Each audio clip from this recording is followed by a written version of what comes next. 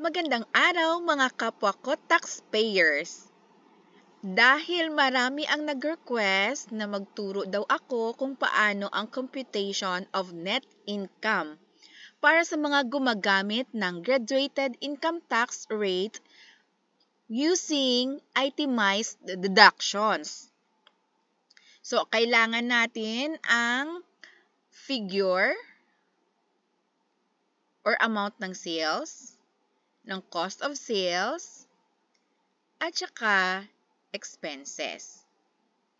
Itong sales na tong amount ay galing sa ating cash receipts book kung ikaw ay non-VAT. Kung ikaw naman ay VAT registered taxpayer, ito yung amount net of VAT na makikita naman sa iyong sales journal. So, nakapag-file na tayo ng VAT at saka quarterly percentage tax. So, alam na natin yung amount ng ating sales.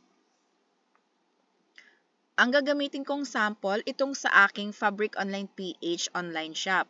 Ngayong second quarter, meron akong sales na 97,202 pesos.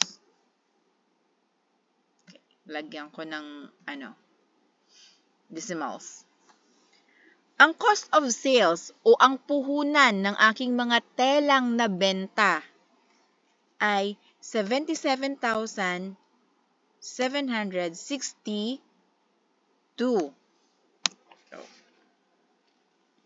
So, sales less cost of sales is equal to gross income na ang amount ay 19,440. Sana nasusundan niyo ako.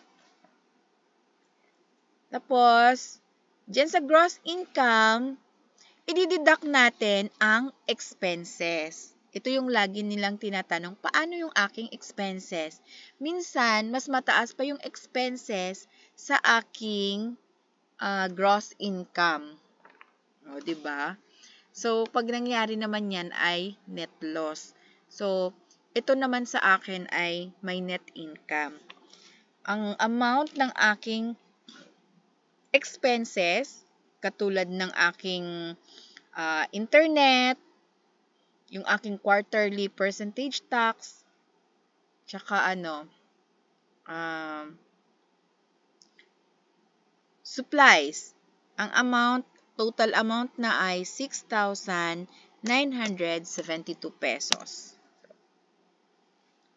So, gross income less expenses.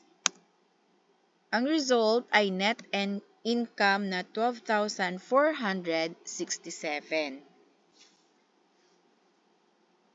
Okay? So, ililipat natin yan ngayon doon sa aking 1701Q para makita nyo. Sales.